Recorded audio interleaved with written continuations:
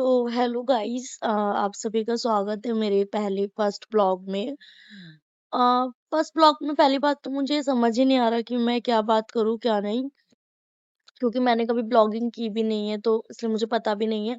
लेकिन बस आज वीडियो अपलोड करने का मन किया, चैनल भी मेरा न्यू है तो मतलब मैं जो वीडियो अपलोड कर रही हूँ वो है जो हमारे प्रोटेस्टर्स हैं, मतलब उनको प्रोटेस्टर्स कहना शायद ठीक नहीं होगा। वो स्टूडेंट्स हैं, मैं भी एक एसएससी एस्पिरेंट हूँ और वो भी स्टूडेंट है, तो उनको पहली बात तो प्रोटेस्टर कहना ही सही नहीं है। हम सब स्टूडेंट हैं जो कि वहां पे अपने हक की लड़ाई कर रहे हैं, ठीक है ना। तो मतलब वहां पे अभी मैं न्यूज देख रही थी, अभी 4 मिनट्स पहले की ही न्यूज है कि वहां पे जो पुलिस है, जो भी फोर्स है, वो हमारे जो स्टूडेंट्स हैं उनके ऊपर मतलब स्टोन्स पेल्टिंग कर रही है।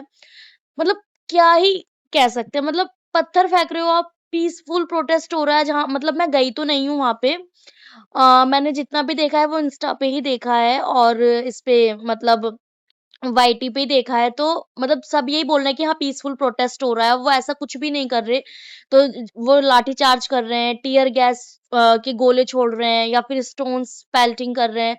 तो ये सब मतलब क्या ही कह सकते हैं। अगर अगर ये बात ये सोचने की है सबसे पहली बात तो, कि हमने आपको वहां पे चुन के भेजा है, हमने आपको वोट दिया है, आप चुन के गए हो, फिर आपने अपने पूरा कैबिनेट बनाया है। तो अब जब हमें आपकी नीड ही नहीं है, आप उस काम को कर ही नहीं रहे हैं, आपके जो मंत्री हैं, जो धर्मेंद्र प्रधान का जो इस्तीफा मांगा जा रहा है, तो आप उन्हें हटा दो। क्योंकि भेजा तो आपको जनता ने ही है ना।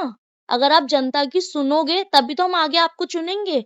अगर आप जनता की सुनोगे ही नहीं तो हम आपको आगे कैसे वोट देंगे। सोच के चलो आप ये सब। तो जब जनता ही नहीं चाहती कि वो रहे वहां पे, वो उस कुर्सी पे रहे, वो उस गद्दी पे रहे, तो आप उन्हें हटा दो कि भाई हाँ।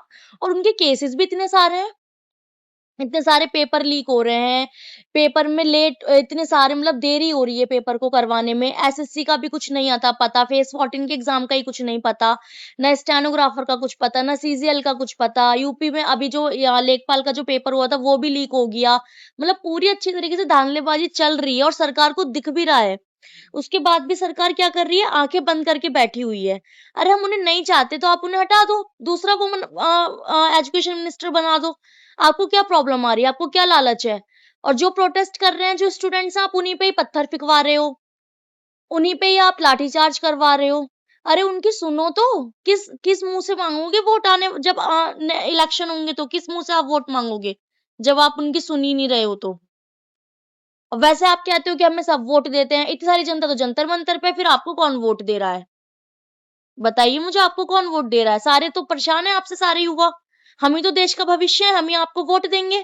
आप हमारी सुन नहीं रहे हो, इसका मतलब आपके अंदर डर ही नहीं है। आप जनता के द्वारा चुने ही नहीं जा रहे हो उसका मतलब तो। क्योंकि आपके अंदर तो डर नहीं है कि हम जनता के लिए कुछ करें या ना करें, जीतेंगे तो हम ही। फिर तो ऐसा हो गया ना कि जीतेंगे तो हम ही, हम जनता के लिए कुछ करें या नहीं करें। अगर आपके अंदर डर होता कि अब आने वाले टाइम में हमें वोट नहीं मिलेगा, इलेक्शंस हैं, नहीं हमें वोट मिलेगा, इतने सारे लोग सड़कों पे उतरे हुए हैं, तो हमें वोट कौन देगा, हम उनकी सुन लें। तो आपके सामने सब कुछ आपके सामने ही है। तो जो लोग जा सकते हैं प्लीज जाइए वहां पे जंतर मंतर पे। मैं नहीं जा सकती, मुझे इस चीज का सच में बहुत ज्यादा दुख है कि मैं नहीं जा सकती।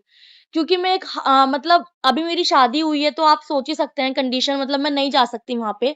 लेकिन जो जा सकता है प्लीज जाइए। और पीछे मत हटना जब तक उसका इस्तीफा ना मिल जाए धर्मेंद्र प्रधान का।